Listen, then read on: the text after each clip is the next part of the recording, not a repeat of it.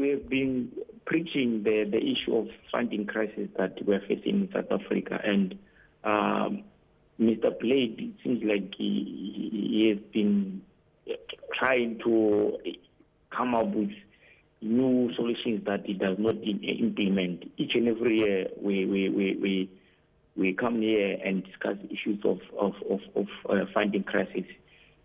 Now, you find that the issue of funding crisis is something that we have been preaching on a sustainable model that the DHET needs to utilize in order to be able to sustain the funding of the generations to come.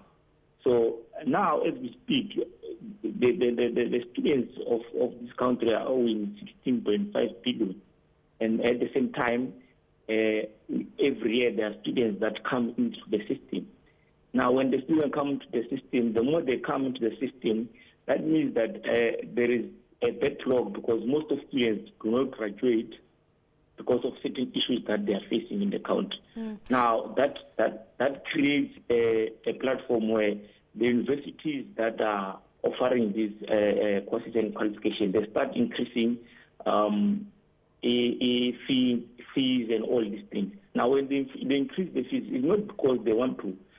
In this country, we are being faced now by a pandemic called what funding models are you suggesting in terms of resource mobilization, teaching, learning, support tools to, again, as I said, move the conversation forward? We know that there is a crisis and there are new challenges that keep cropping up. What funding models, strategies are you suggesting?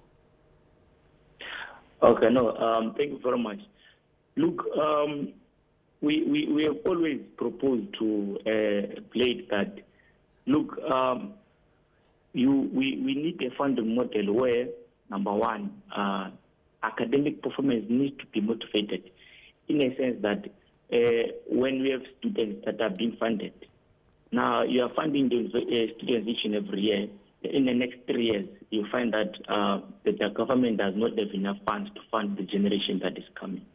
So that is simply because the government keeps on having funds that goes to institutions to fund students, but they are not creating a platform to bring more funds in order to fund the students that are coming in the next 2 years or so.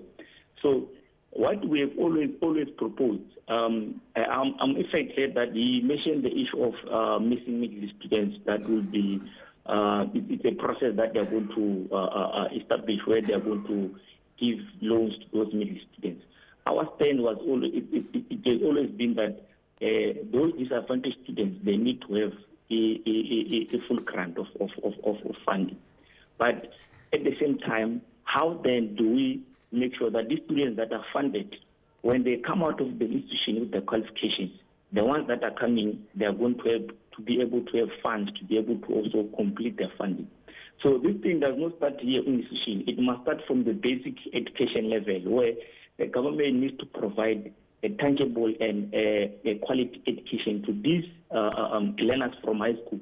The amount and the quality of education that is being provided as time goes on, it assists the university first years that enters to be able to complete their qualification in record time, because they have been having a quality education and a basic education that the government should provide to prepare them to the university. We have a lot of students that do not complete their courses. It's because simply they cannot be able to adapt to the environment because of the lack of knowledge and capacity that the government hasn't done from the level of primary level, high school, and all those things. So we are saying the university rather say those students that they know they perform very well, they can increase and say, no, we are going to give you a full bursary